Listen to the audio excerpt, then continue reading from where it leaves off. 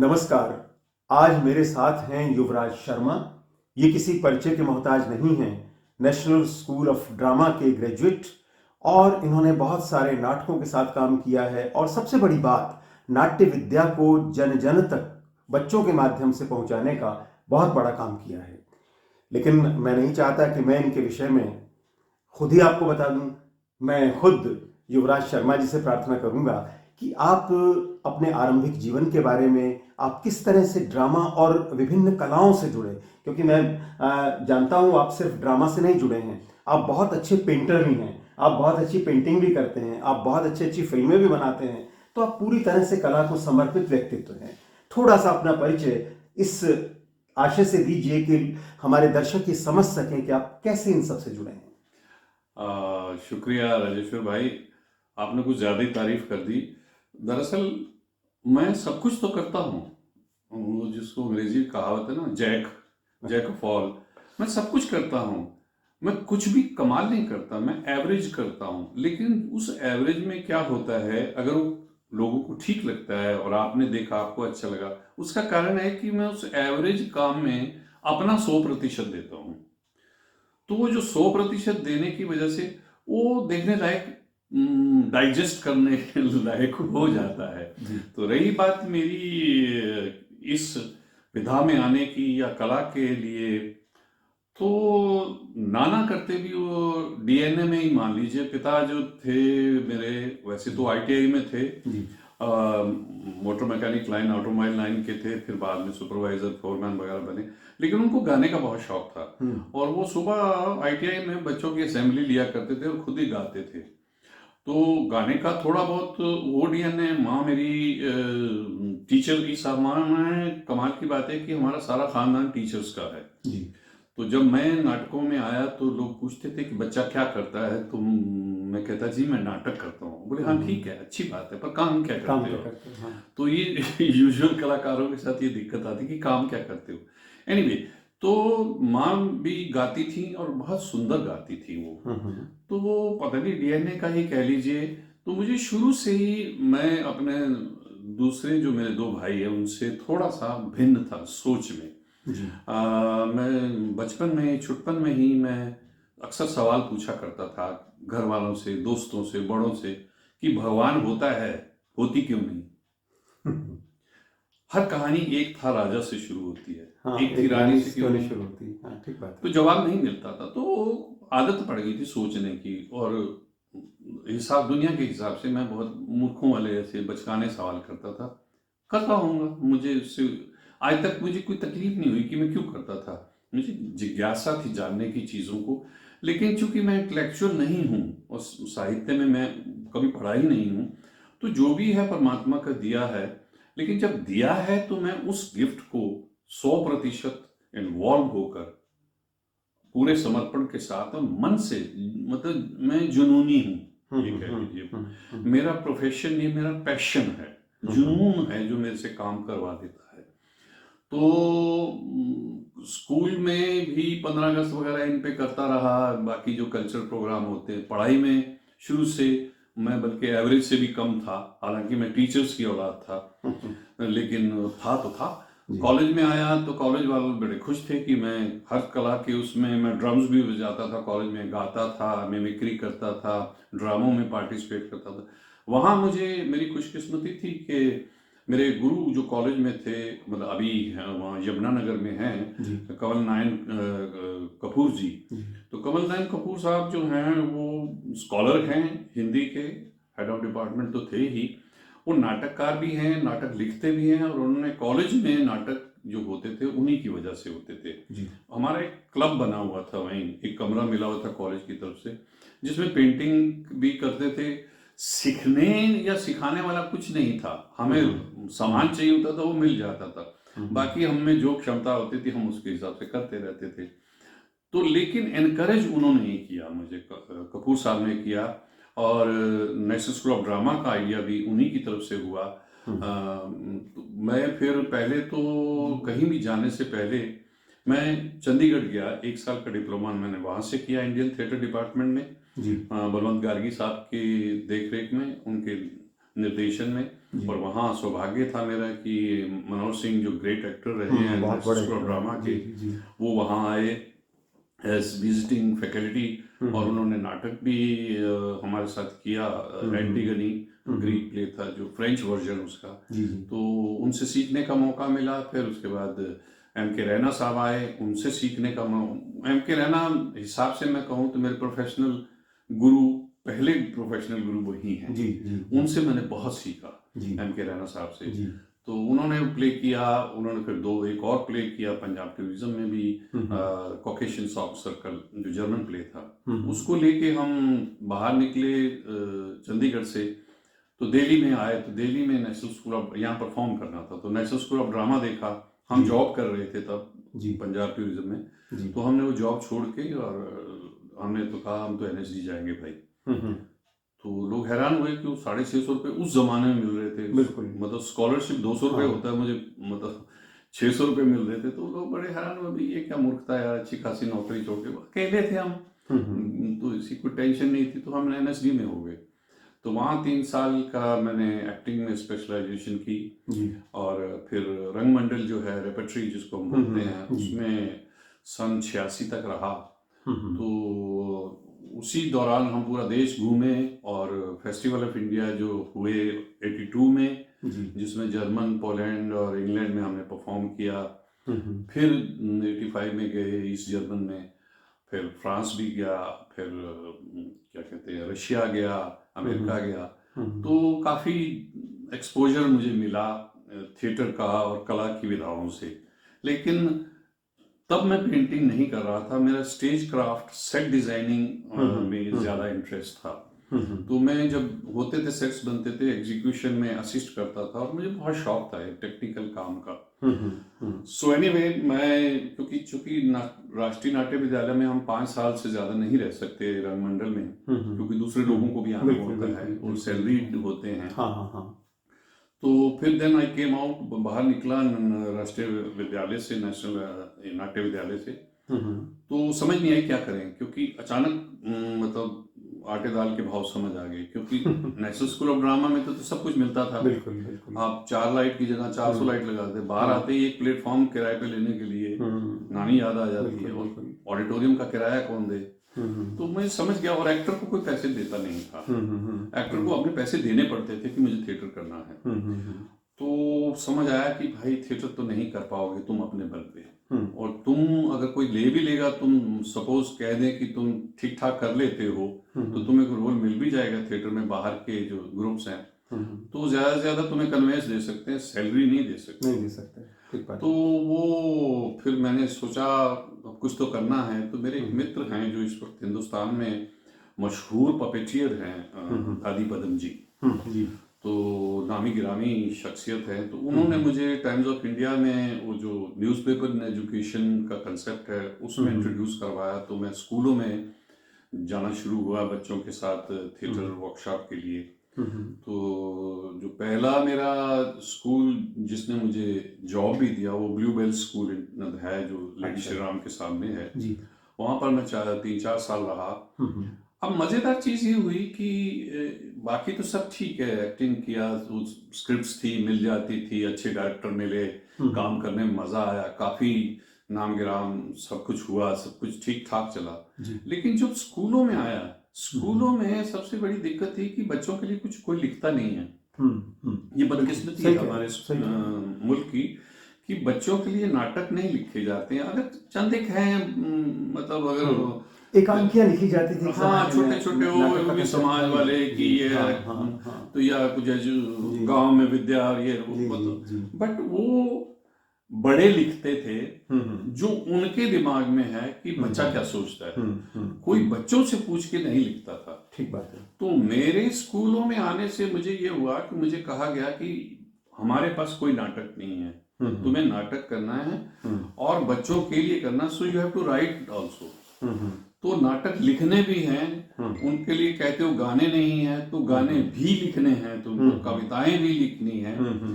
तो फिर ये मेरी ग्रोथ एक्चुअल में अगर आप माने तो मेरी ग्रोथ स्कूल्स में हुई। तो मुझे बच्चों ने बताया कि उनके लिए कैसे लिखा जाए, उनके लिए क्या लिखा जाए। तो मैंने जो स्कूलों में, मेरी खुशकिस्मती ये थी, मैं जिन जिन स्कूलों में गया, प्रिंसिपल्स ने मेरी बड़ी मदद की। उन्होंने कभी नहीं कहा कि ऑर्डर पे माल सप्लाई करो, ये हो रहा है तो इसके यही करना पड़ेगा, ऐसा कुछ नहीं था। तो मैंने जब भी किया, मैंने भिन्न किया, अलग किया। मतलब जैसे हिस्ट्री है, तो मैंने अगर किसी से पूछता हूँ कि भाई बताओ भारत का पहला जो फ्लैग था, झंडा, किसने डिजाइन किया, तो सारे कहते हैं महात्मा गांधी ने। और महात्मा गांधी ने तो डिजाइन किया ही नहीं है, एक्चुअली ये पूरी एक हिस्ट्री है। बिल्कुल। तो मैंने एक नाटक किया था इतिहास के पन्ने नाम से, वो जो भारत की ये 50वीं वर्षगांठ थी उसके ऊपर। तो मुझे एक नेवल ऑफिसर की एक किताब मिली फ्लैग्स के ऊपर, फ्लैग की जर्नी के ऊपर। तो वो पताका से, महाभारत से लेके सब किया। तो उसमें मुझे पढ़ते पढ़ते पता लगा कि सबसे पहला जो फ्लैग था हिंदुस्तान का, वो सिस्टर निवेदिता ने बनाया, डिजाइन किया था, जो स्वामी विवेकानंद जी की शिष्या थी। तो स्कारलेट कलर का वो फ्लैग था, 108 दिए बने हुए थे, बीच में बांग्ला में वंदे मातरम। तो मैं इस तरह से चीजें करता था जो बच्चों के लिए एजुकेटिव हो, जो उनको फायदा हो। उसमें जलियांवाला बाग भी आए, ये भी आए, वो भी आए, सब कुछ। तो मैंने नाटक लिखने शुरू किए, मैंने गाने लिखने शुरू किए, तो मुझे मजा आने लगा। बट यही था कि मैं चूंकि थोड़ा सा इम्पेशेंट था, मैं डिसिप्लिन को लेके अभी भी बहुत पर्टिकुलर हूँ, कुछ ज्यादा ही हूँ। मेरा मतलब आर्मी की तरह डिसिप्लिन हूँ। तो अगर मुझे वक्त पे चीजें नहीं मिलती थी, या बच्चे लेट आते थे, या आपका एनुअल डे हो रहा है, आप उसकी जो आपका वीआईपी है उसकी वेट में आप 6:30 शुरू ही नहीं कर रहे हैं, 7:30 बज रहे हैं, तो मैं फिर एक स्कूल छोड़ के दूसरे स्कूल छोड़ के नौकरी दूसरे में जाता था। तो मैंने दिल्ली के जो एलीट स्कूल हैं, 5 स्टार कह लीजिए, उन सब में काम किया। मैंने डीएवीज में भी किया, मैंने आपने मॉडर्न स्कूल में भी किया? मॉडर्न स्कूल में तो खैर मेरी वो जो मेरी प्रिंसिपल थी वो मेरी बड़ी बहन की तरह हैं, मिसेस गोल्डी मल्होत्रा। तो उन्होंने डीएवी में भी मेरे को रखा पहले, जब ट्रांस यमुना में थे हम। तो वहां पर भी उन्होंने एक बार कहा था उनकी मैनेजमेंट ने कि स्वामी दयानंद पे करना है। तो मैंने कहा मैं स्वामी दयानंद पर नहीं कर सकता, मैं किसी बच्चे को स्वामी दयानंद नहीं बनाऊंगा, क्योंकि वो कैरिकेचर लगता है बच्चा। बिल्कुल। तो इतनी बड़ी पर्सनैलिटी को आप इमिटेट कैसे कर सकते हो? मैं उनकी शिक्षा पे कर जरूर बना, जो उनकी वैल्यूज थी, जो उनकी शिक्षाएं थी। तो फिर मुझे एक कहानी मिली, तो मैंने कहानियों का मंचन शुरू किया, उसको मॉडर्न तरीके से एडेप्टेशन शुरू किया उसका, कि किसी तरह रेलेवेंस हो, कि बच्चे को समझ आए, बच्चे के लिए और बच्चों द्वारा हो। तो वो, और बहुत सिंपल मैं तरीका, मेरा कॉस्ट्यूम्स और मेरे ये बहुत सिंपल होते थे। मेरा कोई सेट होता ही नहीं था, बच्चे ही बनते थे सेट, कुछ एक प्रॉप्स होती थी, उसी से चेंज होता था। तो मैंने अपनी नई विधा क्रिएट की, क्रिएटिंग आउट ऑफ नथिंग। तो उस हिसाब से मैं चलता चला गया। 35 साल मैंने बच्चों के साथ काम किया है। फिर गुड़गांव शिफ्ट हो गए, तो यहाँ अपना मेरे मित्र हैं महेश विशिष्ट, मैं जानता हूँ महेश जी को, वो थिएटर करते हैं। उन्होंने तो बहुत अपने घर पे ही पूरा सेटअप क्रिएट कर लिया। जी। तो वो एक्चुअली वैसे तो मेरे से 2 साल जूनियर है नेशनल स्कूल ड्रामा में, लेकिन मैं हम चूंकि उम्र में हम बराबर ही हैं तकरीबन, जरा 2-4 महीने छोटा है, लेकिन उसने काम बहुत किया हुआ है, बहुत काम किया उसने। और उसका श्रेय इसलिए जाता है कि बिना किसी क्या कहते हैं उसको, बजट के, सरकारी बजट के, जगह के, उसने अपने घर में थिएटर करके प्रूव कर दिया है। तो उसने मुझे कहा कि तुम यार इतना तेरे में हुनर है, तुम इतना कुछ सीखे हो, इतना कुछ तुमने आया, बच्चों के साथ किया है, सब कुछ किया है, तुम मेरे थिएटर बंद क्यों करते हो, शुरू करो, मेरे पास एक्टर है, इनके साथ करो। तो मैंने 5 प्ले किए उसके ग्रुप के साथ। फिर मैंने अपना ग्रुप बनाया कथा स्कोप नाम से, उसमें मैंने प्लेस किए। तो बस करता रहा। फिर ये कोरोना के चक्कर में हमें काम, थिएटर थोड़ा सा रोकना पड़ा। तो फिर मुझे पुरानी वो भूरी दास्तान फिर याद आ गई, पेंटिंग शुरू कर दिया। तो उसमें मजा आने लगा। मजा आते आते एक एक्टर ने मेरे पास बच्चे सीखने, उसने एक दिन मेरे से सवाल पूछा, सर सुना है कि एक्टर के लिए कविता जरूरी है, ऐसा है क्या, और क्यों? अब ये सवाल के लिए मैं तैयार नहीं था, तो मैंने कहा मुझे 2-4 दिन दो, तो मैं सोच के बताता हूँ, क्योंकि इतना आसान नहीं है जवाब देना। तो मैंने यूट्यूब पे जाके इधर उधर ढूंढा। तो मेरा जो पहला मुझे मज़ेदार एक्सपीरियंस हुआ, मुझे कुंवर नारायण जी की इंटरव्यू मिल गई। तो उनमें उसमें था, किसी ने पूछा कि कुंवर जी कविता क्या है, तो उनका जवाब था कविता क्या नहीं है और कहाँ नहीं है। सही बात। बस फिर मेरे को धागा मिल गया, तो मैंने कहा मैं पोइट्री को ट्राई करता हूँ। तो फिर मैंने पोएम्स शुरू की, तो कुंवर नारायण जी की ही पोएम्स को शुरू किया, और फिर धीरे धीरे धीरे, अब चूंकि अकेला था, एक्टर इकट्ठे नहीं होते हैं, तो मैंने कहा मैं वन मैन आर्मी के हिसाब से करूँगा। मैंने एक ऐप खरीदा, जो मैंने अपने लैपटॉप में डाला। जी। तो मैं खुद ही सेल्फ, जिसको सेल्फी कहते हैं, सेल्फ शूट करके अपने आप को पोएम्स बोली। और अब तक मैं अभी 2-4 दिन पहले ही अंदाज़ा लगा रहा था, मैं सोच रहा था कितनी लिखी। मैंने 247 के करीबन पोएम्स कर डाली वाह, हैं। अद्भुत। तो इतने वीडियो बने हो गए हैं उसमें। तो और दूसरा मेरे को इसमें मेरी मददगार जो हुए पोएट्स को ढूंढने के लिए, मेरे दोस्त हैं त्रिलोक कौशिक जी, आप अरे जानते अद्भुत होंगे। व्यक्ति हैं। हाँ, तो मेरे भाई भी हैं छोटे, बिल्कुल। अनुज, मैं उनको कहता हूँ, बहुत प्यार है, बहुत इज्जत देते हैं मुझे। वो खुद इतना कमाल लिखते हैं। बहुत बढ़िया लिखते हैं, मैं तो फैन हूँ उनका। तो उनकी पोइम से शुरू हुआ, फिर उन्होंने कुछ सुझाव दिए जी जी जी। उन पोइट्स को। फिर फेसबुक, ये जो मीडियम है, माध्यम है, इंस्टाग्राम, इसकी वजह से लोग जुड़ते गए, और अभी तक चला रहा हूँ। पेंटिंग भी करता हूँ और ये भी, पोइट्री भी करता हूँ। अब आप कुछ और जानना चाहें? देखिए, इतना इतना इतना सब कुछ मेरे एक प्रश्न के उत्तर में आपने बता दिया कि कि मैं बहुत सारे सवालों में भी इतनी सारी जानकारी आपसे नहीं निकलवा पाता। लेकिन मैं जानता हूँ, कलाकार जब अपने विषय में कहने पर आता है, अपने बारे में बताने पे आता है, तो सारी परतें धीरे धीरे खुलती चली जाती हैं। छुपाना बड़ा मुश्किल होता है कलाकार के लिए। कलाकार उतना घुन्ना आदमी नहीं होता कि जो कुछ उसने जीवन में जिया है उसमें से कुछ भी छुपा ले। हाँ, ये तो है। और ये एक बहुत अच्छी बात है, इसीलिए हम सब लोग कला से जुड़ते भी हैं और कला को प्रणाम भी करते हैं। कला को पवित्र हम इसीलिए कहते हैं क्योंकि इसमें काम करने वाले लोग मानसिक रूप से और अपने कृत्यों के रूप से भी पवित्रता का पूरा ख्याल रखते हैं। तो वो चीज़ आपके साथ भी है। मैं तो आपका बड़ा प्रशंसक रहा हूँ, और मुझे आपकी कविता पढ़ने के तरीके से, क्योंकि देखिए मैं भी कविता से जुड़ा रहा हूँ और मेरी कविताओं को आदरणीय राजेंद्र गुप्त जी ने पढ़ा है और बहुत सारे लोग भी पढ़ते हैं। लेकिन आपके साथ आपका एक स्टाइल अलग है। कारण क्या है, आपकी कविता में, कविता तो आप पढ़ते हैं, जो वॉइस मॉड्यूलेशन और वो सब चीज़ें वो तो होती ही हैं, उसके साथ भी कला के दूसरे तत्व आपकी उस प्रेजेंटेशन में जुड़ जाते हैं, जो एक अपने आप में एक बड़ा अद्भुत इनपुट है जी। तो ये अपने आप में एक अच्छा प्रयोग है। और इन दिनों में देख रहा हूँ आप पेंटिंग करते हैं, आपकी पेंटिंग्स भी आती हैं, आपकी उन कविताओं की बैकग्राउंड वो बनती हैं। मुझे तो अभी याद है एक जो कविता मैंने लिखी सर्दी को लेकर, आप किस तरीके से बाहर निकल कर जाके मजदूरों को आपने शूट किया, आपने एक रियलिस्टिक बैकग्राउंड देने का जो एफर्ट किया, ऐसा एफर्ट करते हुए मुझे कला के क्षेत्र में कम लोग नजर आते हैं। दरअसल क्या है राजेश भाई कि कविता एक मतलब, हम जिस जमाने के, तब हायर सेकेंडरी होती थी, आप जानते होंगे, 11वीं तक का स्कूल होता था। बिल्कुल जी। तो हमें जो हिंदी थी वो एक सब्जेक्ट पढ़ाई जाती थी, 2 एक कवि जरूर होते थे, एक महादेवी वर्मा जी होती थी, या जयशंकर प्रसाद, या इस मैथिली शरण गुप्त। हाँ, ऐसे मैथिली। लेकिन हम पढ़ते थे ग्रामर के लिए, और बस उनमें कुछ सवाल होते थे, जवाब भी। हम कविता क्यों पढ़ रहे हैं, कविता है क्या है, लिटरेचर क्यों पढ़ना चाहिए? एक इंसानी ग्रोथ के लिए, मेंटल ग्रोथ के लिए, या अंदर के बीइंग को, जो उसका शख्सियत है, उसको मतलब चौमुखी बनाने के लिए। और ये कविता कितनी मदद करती है इंसान बनाए रखने के लिए, ये नहीं समझाया जाता था। हम रटते थे, पढ़ते थे, सवाल करते थे, जो आज तक कब पैदा हुई, महादेवी जी क्या क्या लिखा, ये वो, तो हमको बोरिंग लगता था।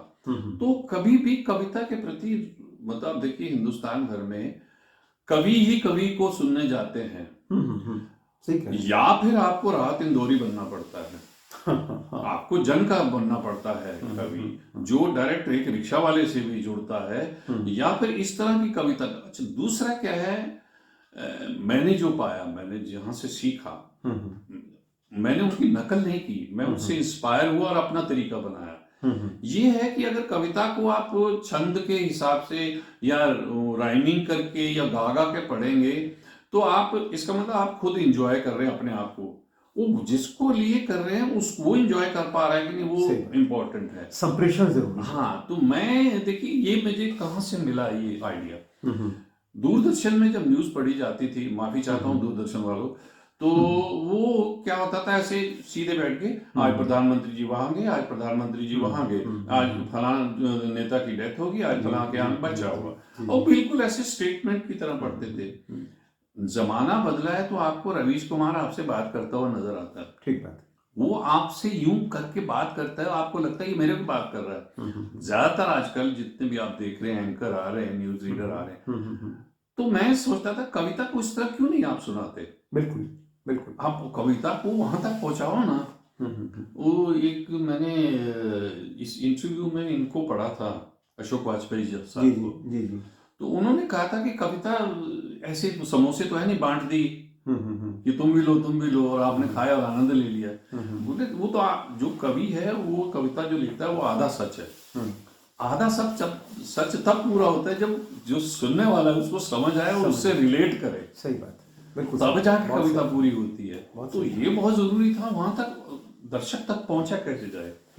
तो फिर मैंने कहा मैं अपने तरीके से इसका खोजता हूँ, तो मैंने फिर कहना शुरू किया। चूंकि एक्टर रहा हूँ, अभिनय से रुचि थी, तो शब्दों का मतलब वो जो एक स्वरूप है, मेरा ये मानना है कि जो शब्द है बोलते वक्त अगर आपके चेहरे पर नहीं है जी, वो लगे तकलीफ है, तो आपका आप सुंदर नहीं लगने चाहिए, हैंडसम नहीं लगना चाहिए, आपका चेहरा शब्द होना चाहिए आपके चेहरे पे। सही बात है, आप एक्सप्रेसिव होने चाहिए। हाँ, एक्सप्रेसिव होना चाहिए। वो बिल्कुल आते ही जब आप एक्सप्रेसिव हैं तो जो सुन रहा है वो आपके साथ हो लेता है, उसका चेहरा ना करते वैसा बन जाता है। तो बस वो खोजते खोजते खोजते वो मेरे को अच्छा लगने लगा, और आप जैसे भाइयों ने तारीफ कर दी या मेरी शाबाशी दे दी या मेरा क्या प्रोत्साहन। मैं इन दिनों देख रहा हूँ ये इस तरह का ट्रांसफॉर्मेशन बहुत सारे लोगों के साथ हो रहा है जी।